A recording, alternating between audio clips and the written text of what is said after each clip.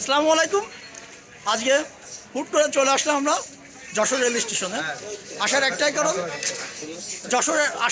কারণ আমার ভাগ্যের খুব কাছের চলে আসছে ইতালি। সে আজকে যশোরের সেই দিন। দেখুন আমরা সবাই মিলে আসছি, বাট একটাই খারাপ লাগতেছে, আমার বন্ধু ফারুক আসেনি। ফারুক আসলে আরও ভালো লাগতো। বন্ধু সার্কেল সবাই আসছি, তারে বিদায় দেবো যশোর থেকে। স্বামী এই যে আমাদের ভাগ্নে আমার, আর এদের সবার বন্ধু, একসাথে পথ চলা বহুদিনের। সে ছোটোবেলা থেকে একসাথে চলাফেরা, আড্ডা মাস্তি, যেখানে যাওয়া সব একসাথেই। স্বামী আমাদের উদ্দেশ্যে এখন কিছু বলবে।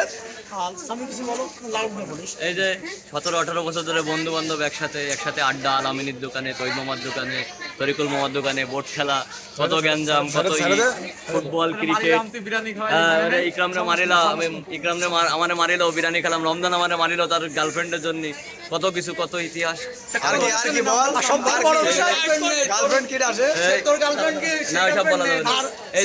স্বামীর সাথে সব থেকে বড় বিষয়, আমরা যখন একসাথে কি খেলতাম, ভলিবল খেলা নিয়ে স্বামীর সাথে একবার গেঞ্জাম। স্বামীর সব থেকে ফেভারিট একটা গেঞ্জি আমি নষ্ট করে দিয়েছিলাম। এই যে আমার বন্ধু আলামিন, ইমোশনাল বন্ধু, মাঝে মধ্যে খালি ইমোশনাল হয়। রমজান মানিল ওই যে মেয়ের জন্য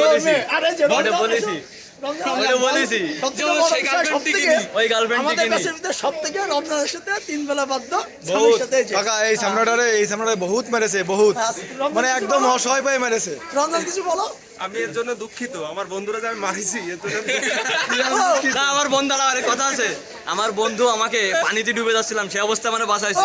সে আমার দুধ রাব্বি ভাই মারেছে কেটলি দিয়ে, সেই অবস্থা মানে বাঁচাইছে। কাহিনী আছে, দাঁড়াও। সে বাঁচাইছে বলে তার পুরো অধিকার তার প্রতি তার হয়ে গেছে। এখন যেমনি পারো সেমনি মারো, জন্মদাতার মতো। বিষয়টা হলো আমাদের ব্যাচের ভিতরে সব থেকে ছোটখাটো ছিল এ। আর এ সব যার আগে তো সব মারতো। ছোটখাটো মানে কি বুঝলাম না, কি বলো? বিরিয়ানি খাইছে মারে। সব থেকে লাকি মানুষ আমাদের ছোটবেলার বন্ধু। এই জন্য মারধর করে বিরিয়ানি খেয়ে আমার ছোটবেলার বন্ধু। রেপুটেশন খারাপ করতেছি। এখন কথা হচ্ছে, এই যে ইমন আছে, ইমন কিছু বলো। এই যে আমার ছোট ভাই, আমরা একসাথে অনেকদিন ফুটবল খেলছি, যদিও তার সাথে তেমন কোনো বাজে কোনো স্মৃতি নাই, যা আছে সুন্দর স্মৃতি। আশা করবো, দোয়া করবো সে ভালো, ইনশাআল্লাহ। যদি কখনো সৌভাগ্য হয় যে তার দেশে যেয়ে দেখা হবে। আর সবাই আমার জন্য দোয়া করবেন। ইটালি চলে যাচ্ছি, এখন আর অনুভূতি কি, যখন এয়ারপোর্টে যাবো তখন অনুভূতি বোঝা যাবে। এখন অনুভূতি আসলে আনন্দের। সবাই দোয়া করবেন। যাই হোক, ভাগ্নে আমার চলে আসছে ইতালি, সবাই তার জন্য দোয়া করবেন, সেদিন সবাই সুস্থভাবে পৌঁছতে পারে। আল্লাহ হাফেজ।